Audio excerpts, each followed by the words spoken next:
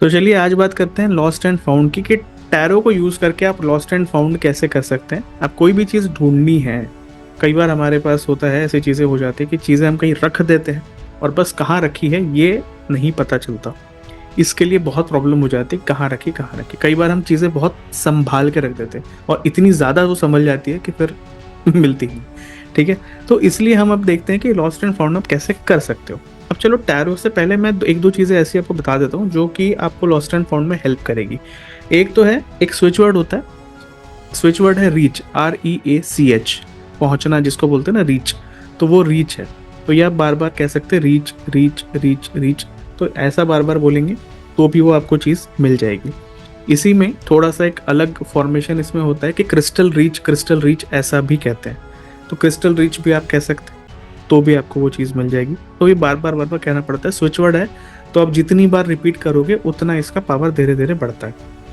इसके अलावा एक और बड़ी अच्छी चीज़ है, कोई इसे सुलेमान की गीट कहता है, कोई इसको कुछ और कहता है। नॉट टेक्निक ऐसा बोला जाता है, नॉट है ना, KNOT, नॉट टेक्निक वैसा कहा जाता है, या सुलेमान की गीट भी कहते हैं। ठीक है, तो ये गीट का क्या चक्कर है कि कई बार आपने देखा होगा कि हमारे जो पुराने माताएं थी या उससे भी पहले की औरतें, वो कई बार अपने पल्लू में एक ऐसी गांठ मार देती थी, किसी बात की कोई गांठ मार देती थी।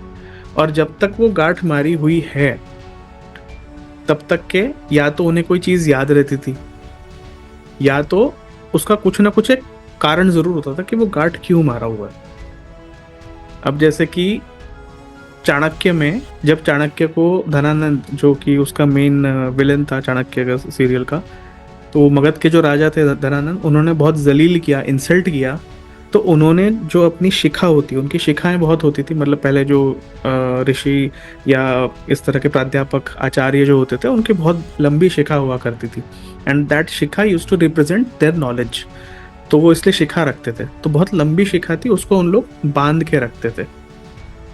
अब जब उन्होंने प्रण लिया कि अब मैं ये शिखा तभी बांधूंगा जब धनानंद को मैं आउट ऑफ पावर कर दूंगा और मैं कोई दूसरा नया अच्छा राजा मगध के सिंहासन पर बैठाऊंगा, इस पूरे भारत का एक नया निर्माण करूंगा, उसी वक्त मैं करूंगा।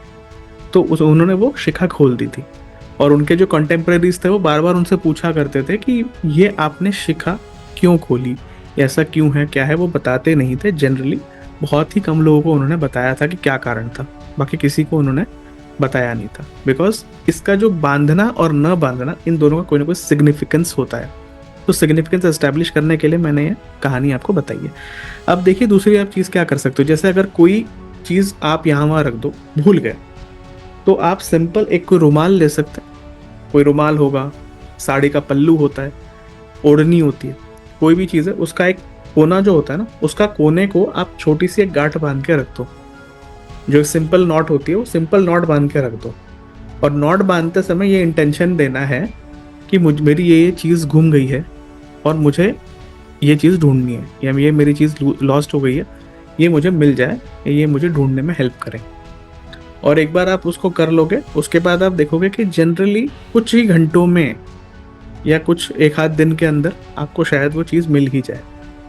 कई बार वो और फास्टर भी होता है, बट ठीक है, हम थोड़ा सा लेके चलते हैं कि 6 आवर्स टू 18 आवर्स 24 आवर्स, इतने में शायद मिल ही जाए। अब नहीं मिल रहा तब भी हम उसको बांध के रखेंगे, ऐसा कोई अंधविश्वासी कार्यक्रम हमने नहीं करना है, बट जनरली वो मिल जाता है अगर ठीक ठाक जगह पर हो, ऐसी जगह पर हो कि मिल जाए। इसके अलावा एक बहुत अच्छा मंत्र भी है, ये मंत्र मैं ग्रुप पे डाल दूंगा। तो वो जो मंत्र है आप बोल सकते हैं। वो थोड़ा मंत्र ऐसा है कि थोड़ा सा कठिन है बोलने के लिए, जिसको याद नहीं होगा उसके लिए मुश्किल होगा। तो अगर मुझे कहीं यूट्यूब पे मिल जाए इन केस, तो मैं उसके यूट्यूब के लिंक डाल दूंगा ग्रुप में, सो दैट लोगों को पता चले कि अच्छा अगर ऐसा कुछ हो तो उस मंत्र का उपयोग करके हम सामान ढूंढ सकते हैं। अब वो जो मंत्र है उसका, क्योंकि मेरी जो वाइफ है उनके जो माता जी और उनकी सास, मतलब इतना 2 3 4 जनरेशन से उन लोग वो वाला मंत्र यूज करे जा रहे हैं और वो मंत्र बहुत इफेक्टिव है। मतलब मैंने खुद ने कई बार देखा है कि वो मंत्र बोलना शुरू करती है और उसके कुछ ही घंटों में जो भी चीज़ हम ढूंढ रहे थे वो हमें मिल जाती है। मतलब somehow we reach over there and हमें मिल जाती है। तो वो मंत्र बहुत ज़्यादा इफेक्टिव है, तो वो मंत्र मैं डाल दूंगा। अब ये सारी चीज़ें हो गई, मंत्र वंत्र ये सब। अब एक बात आती है कि टैरो से कैसे ढूंढ सकते हैं। टैरो की कुछ और टेक्निक्स भी होंगी, जिसको मैं कभी आगे भी आपको बता दूंगा। एक खुद का एक्सपीरियंस मैं आपसे शेयर करूंगा कि मेरे घर में मेरी वाइफ की एक घड़ी थी, वो बहुत दिनों से नहीं मिल रही थी। उसने सब जगह ढूंढ लिया, मुझे भी दौड़ा दिया सब जगह, पर नहीं हुआ। अब मैं तो खैर देख ही नहीं रहा था, भले ही उन्होंने मुझे कितना भी बोला। मैं मुश्किल से एक दो जगह देखता था, मैं कहता था नहीं है, और वो फिर बहुत इरिटेट होती थी कि ढूंढ भी नहीं रहा ठीक से। मैं कहा मुझे जब पता ही नहीं है कि तुमने कहाँ रखी तो मैं कहाँ ढूंढूं, मतलब किसी भी कोई भी जगह मेरे लिए रैंडम है फिर, तो मैं ऐसे नहीं ढूंढता। या तो मुझे पता हो कि कहाँ हो तो मैं वहाँ ढूंढूं, या मुझे कुछ मालूम ही नहीं मैं क्यों ढूंढूंगा, तो मैंने ढूंढा ही नहीं। उन्होंने बहुत ढूंढा, 4-5 दिन हो गए, 2 हफ्ते हो गए। अब उनका फ्रस्ट्रेशन एक लेवल पूरा ओवर द टॉप हो गया। तो उन्होंने आई, और अब थोड़ा बहुत टैरो उन्होंने भी सीख रखा है, या उनको पता है कि टैरो से आंसर तो मिलता है। तो उन्होंने मुझे पूछा कि भाई टैरो बताएगा आंसर। मैंने कहा मुझे मुझे क्या पता, तो टैरो से पूछ, टैरो बताएगा नहीं बताएगा, वो टैरो बताएगा, मैं क्या बताऊँगा। तो बोले कि ठीक है करो। तो टैरो को उन्होंने खुद ही उठाया, खुद ही स्प्रेड किया, क्वेश्चन पूछा, और उन्होंने कार्ड निकाला। कार्ड निकला था किंग ऑफ स्वॉर्ड्स का। अब किंग ऑफ स्वॉर्ड्स का कार्ड निकला, उन्होंने मुझे दिखाया कि भाई किंग ऑफ स्वॉर्ड्स का कार्ड निकला है, अब मुझे बताओ कि ये क्या कह रहा है और ये कहाँ पर है चीज़। अब मैंने कहा भाई किंग ऑफ स्वॉर्ड्स है तो कहीं ना कहीं किंग की बात हो रही है, मतलब किंग यानी जो भी कोर्ट कार्ड्स होते हैं वो आपको कोई ना कोई व्यक्ति के बारे में बताते हैं। तो व्यक्ति कौन है, किंग यानी कहीं ना कहीं मुखिया हो गया, उस घर का बड़ा, ऐसा। तो अब हमारे घर में कौन बड़ा है, तो मैं ही बड़ा, मेरे से कोई और बड़ा तो मेरे घर में रहता नहीं है। तो उसने बोला कि हाँ फिर तो ये आप ही हो। तो मैंने कहा ठीक है। अब स्वॉर्ड है, स्वॉर्ड का मतलब क्या होता है, सोच। तो उस बंदे की सोच के कारण वो मिल जाएगा, ठीक है। तो मैंने कहा कि अब मेरी सोच, अब मैं कहाँ सोचूं और मैं क्या सोचूं मुझे पता नहीं है। मैंने कहा ठीक है, मैं बस बस घूमने निकला ऐसे ही घर में। मैंने कहा ठीक है, मैं देखता हूँ कहाँ मुझे मिल सकती है।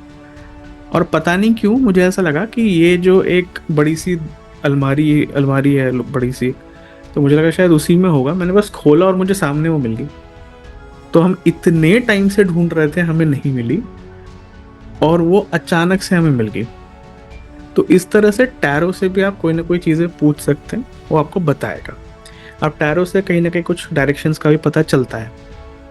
तो डायरेक्शंस के बारे में मैंने ऑलरेडी एक वीडियो जो हमारे पहले मैंने बनाया है टैरो के बारे में, जब इंट्रोडक्शन क्लासेस है वहीं पे मैंने बताया है। तो उसको आप रेफर कर सकते हैं, कौन से डायरेक्शंस क्या है क्या नहीं है ना। बाकी डायरेक्शंस का ऐसा कोई बहुत ज़्यादा महत्व रखेगा ऐसे नहीं है, क्योंकि टैरो टैरो है, उसको आप वास्तु, क्योंकि आजकल लोग वास्तु के लिए भी यूज़ कर रहे हैं। आजकल लोग पता नहीं कौन सी हर चीज़ के लिए टैरो को यूज़ कर डालते हैं। बट ये है कि थोड़ा सा आपको पिंच ऑफ सॉल्ट के साथ लेना पड़ेगा, बिकॉज वो वाली विद्या तो है नहीं, वास्तु नहीं है और कोई चीज़ नहीं है। हाँ, कभी कभी आपको हेल्प ज़रूर कर देगी, क्योंकि टैरो में एनर्जी है। अगर आपने उसको इंटरप्रेट ठीक से कर लिया तो आपको हेल्प ज़रूर कर देगी। तो इसलिए आप ये सब चीज़ें यूज़ कर सकते हैं। तो इसके बाद हम कोई दूसरा टॉपिक पढ़ेंगे, तो अभी के लिए इतना ही।